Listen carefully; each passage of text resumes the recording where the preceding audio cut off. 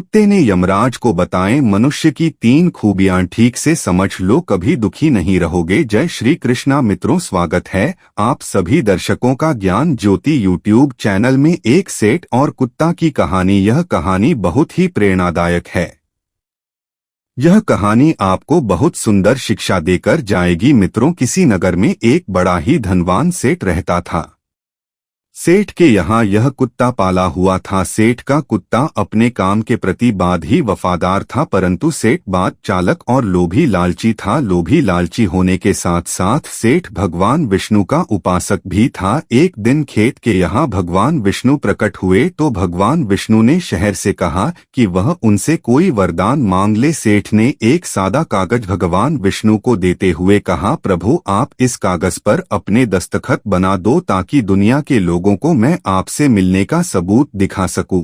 आजकल कोई यह माना ही नहीं चाहता कि भगवान होते हैं। भगवान ने कहा, ठीक है, लो मैं तुम्हारे कागज पर अपने दस्तखत बने देता हूँ। इतना कहकर भगवान ने सेठ के कागज पर अपने दस्तखत बना दिए और अंतर ध्यान हो गए। सेठ भगवान के दस्तक वाला कागज हर समय अपनी जेब में डालकर रखता था। एक दिन सेठ का कुत्ता मर गया। सेठ को इस बात का बड़ा दुख हुआ। सेठ का कुत्ता करने के बाद जब यमराज के पास में पहुंचा तो यमराज ने कुत्ते का लेखा जोखा देखा तो उन्हें पता चला कि कुत्ते ने पृथ्वी लोक पर अपने सारे काम बड़ी ईमानदारी से किए हैं।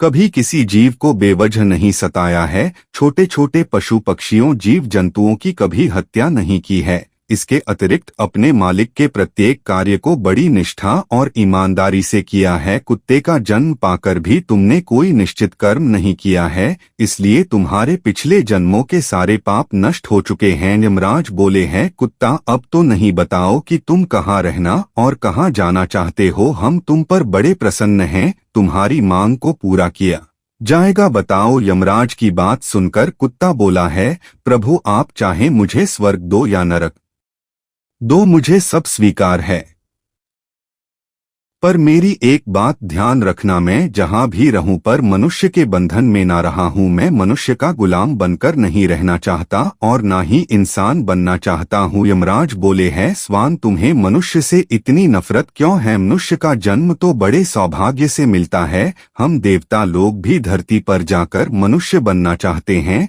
अभी तक तो तुम तेरी एक योनि में थी, इसलिए तुम्हें मनुष्य योनि के फायदे नहीं मालूम है। जब तुम एक बार मनुष्य बनोगे तब तुम्हें पता चल जाएगा कि मनुष्य जन्म कितना अनमोल है। तब यमराज की बात सुनकर कुत्ता कहता है, हे प्रभु मुझे पता है कि मनुष्य जन्म कितना अनमोल है, पर इसके साथ साथ मनुष्यवाद ही चाणक और स्वार्थी भी है। वह जब मतलब पूरा करने पर आ जाए तो सही गलत को भूल जाता है।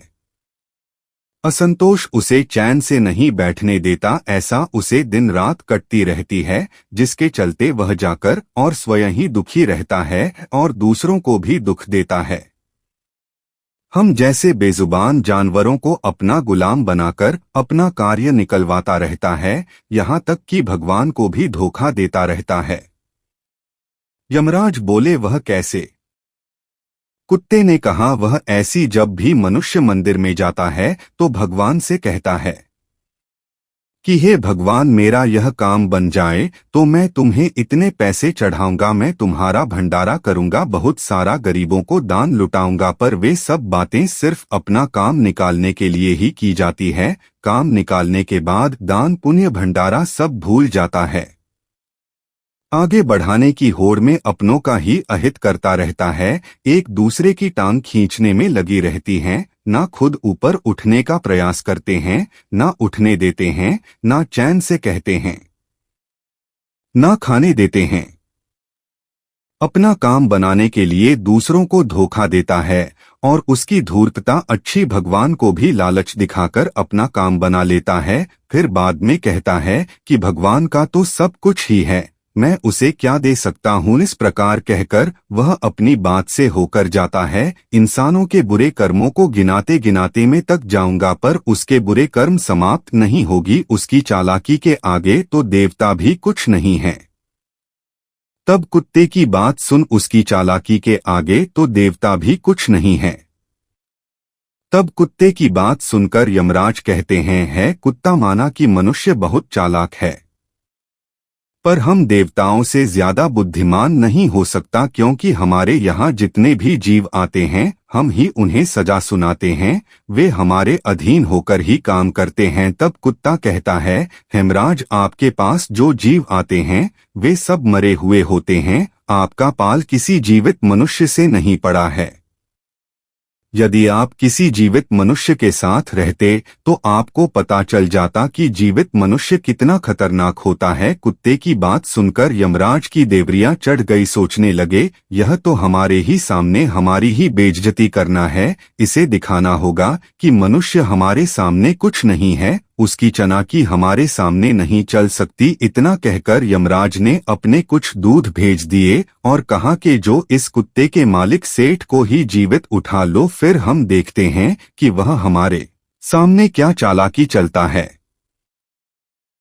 यदि हम जीत गए तो मैं इस कुत्ते को जन्म जन्मांतर तक नर्क में डाल दूंगा। मित्रों, कुत्ते को पूरा विश्वास था कि जीवित मनुष्य एक अकेला ही पूरे स्वर्ग में खलबली मचा देगा। अब तो यमराज का आदेश पाकर यमराज के 4 पुत्र सेठ को लेने के लिए चली गई और उसे चारपाई शहर सोते हुए उठा ले। रास्ते में पहुंचने पर सेठ की आंख खुली तो सेठ ने पूछा कि तुम लोग कौन हो और मुझे कहाँ लिए जा रहे हो। तभी हम भूतों ने सेठ को सारी कहानी सुनाई कि तुम्हारी कुत्ता से यमराज की शर्त ठहर गई है। तुम्हारी कुत्ते ने यह कहा है कि धरती का मनुष्य बाद चालक होता है, यदि उसे जीवित स्वर्ग में ले जाया जाए तो वह यमराज को भी चूना लगा सकता है। इसी बात का परीक्षण करने के लिए यमराज ने आपको जीवित बुलाया है। सेठ की पूरी बात समझ में आ चुकी थी। उसने तुरंत भगवान के दस्तखत वाला कागज निकाला और उसे पर कुछ लिखकर फिर उसे अपनी जेब में रख लिया। यमदूत सेठ को लेकर यमराज के दरबार में उपस्थित हुए। क्षेत्र को देखकर यमराज हंसने लगे, सोचने लगे कि यह कुछ मानव भला मेरा क्या बिगाड़ सकेगा। सेठ यमराज के सामने जाकर खड़ा हो गया और वही कागज जब से निकलकर यमराज को पकड़ा दिया। यमराज ने जैसे ही सेठ के पर्चे को पढ़ा तो पढ़ते ही यमराज अपने सिंहासन से उठकर खड़े हो गए और सेठ के चरणों में आकर बैठ गए। क्षेत्र को अपने सिंहासन पर बैठा दिया और स्वयं क्षेत्र के स्थान पर बैठे थे। यह देखकर यमराज के सभा के सारे लोग अचरज में थे कि एक मानव यमराज की गाड़ी पर बैठा है और स्वयं यमराज नीचे खड़े हैं। यह कोई जरूर पहुंचा हुआ लगता है। यमराज की गाड़ी पर बैठने के बाद सेठ ने सबसे पहले हम लोग पुरी के सारे नियम कानून बदल डाले। स्वयं यमराज को यमलोकपुरी का पहरेदार बना दिया। सिर्फ सोचने लगा कि जब मैं मरूंगा तो मुझे भी यही आना होगा। यही सोचकर सेठ ने नरक में पड़े सभी नरक वीडियो को निकालकर नरक लोक का द्वार हमेशा हमेशा के लिए बंद कर दिया और सभी नरक वीडियो को स्वर्ग में भेज दिया और यह आदेश कर दिया कि आज के बाद जो कोई हम लोग में आएगा उसे स्वर्ग में भेजा जाएगा। क्षेत्र का यह आदेश सुनकर सब देवताओं में खलबली मच गई, परंतु कर भी क्या सकते थे, क्योंकि वह आदेश यमलोक के राजा ने दिया था। अब तो धीरे धीरे स्वर्ग में भेद लगने लगे। स्वर्ग के कर्मचारी परेशान होने लगी कि अब हम क्या करें, इतने सारे जीवन की सेवा कैसे कर पाएंगे। यमराज को जीवित मनुष्य को स्वर्ग में लाना बहुत महीना पड़ गया। उधर कुत्ते ने देखा कि सेठ जी ने सब कुछ बदल दिया है, आखिर यह कैसे हो गया। तो उसने सेठ से पूछा कि आपने यह कैसे कर दिया, आप तो यमलोक के राजा भी बन गए, अब तो मैं सारे जीवन आपका ही नौकर बनकर रहूंगा, कृपया मुझे बताइए कि आपने यह सब कैसे किया। तब सेठ जी ने धीरे से कुत्ता के कान में कहा कि जब मुझे पता चला कि मुझे जीवित यमलोक में ले जाया जा रहा है तो मैं भगवान के दस्तखत वाले कागज पर लिख दिया कि है यमराज जी, जीवित मनुष्य को तुम यमलोक में बुला रहे हो, इस यमलोक की गाड़ी पर बैठा देना, यह मेरा आदेश है। भगवान के दस्तक उसे कागज पर पहले से ही थे, इसलिए यमराज ने समझा कि आदेश भगवान विष्णु ने दिया है। सेठ कोई हम पुरी का राजा बना दिया जाए और मैं यहाँ का राजा बन गया। शेर की बात सुनकर कुत्ता बहुत खुश हुआ, कहने लगा इंसानी दिमाग जहाँ भी रहे अपनी खुराफात तो करेगा ही। इधर हम लोग का हाल देखकर सारे देवता भगवान विष्णु के पास गए और उन्हें सारी बात बताइए तो भगवान विष्णु स्वयं एवं लोकपुरी में आई। सारे देवता भगवान विष्णु के पास गए और उन्हें सारी बात बताइए तो भगवान विष्णु स्वयं एवं लोकपुरी में आई। उन्होंने देखा कि हमराज तो द्वार पर पहरा दे रही है, तो यमपुरी के सिंहासन पर कौन बैठा है। यमराज बोले, प्रभु आपकी लीला भी बड़ी विचित्र है। जरा सी देर में धरती के एक साधारण मनुष्य को यमराज बना दिया और मुझे पहरेदार। भगवान बोले, यह मैंने नहीं किया, यह सब तो इंसान के चालक दिमाग का कमाल है। यदि तुम जीवित मनुष्य को यहाँ बुलाओगे तो यही होगा। मैं तो भी उनकी मृत्यु के बाद यहाँ लाने का हुक्म दिया है ताकि उनके सारे दोस्त उनके शरीर के साथ वही रह जाएं। मित्रों, इतना कहकर सेठ के पास भगवान पहुँचे। भगवान विष्णु को देखकर शेर ने अपना सिंहासन छोड़ दिया और बोले, प्रभु क्षमा करना, मैं यमराज को जीवित मनुष्य की बुद्धि का बाल दिखाया था। मैं आपके दर्शन पाकर धन हो गया। मुझे किसी चीज की कोई अभिलाषा नहीं है प्रिय बंधु। इतना कहकर सेठ धरती लोक पर लौट गया। भगवान भी उधर बैकुंठ को चली गई। यमराज फिर से अपने सिंहासन पर अरुण हुए। तब कुत्ता कहने लगा, हेमराज आपने देख ली इंसानी दिमाग की ताकत। जीवित मनुष्य क्या से क्या कर सकता है, इसलिए मैं मनुष्य नहीं बनना चाहता। मनुष्य जब स्वार्थी हो जाता है तो उसे अपने दोस्त देखना बंद हो जाते हैं।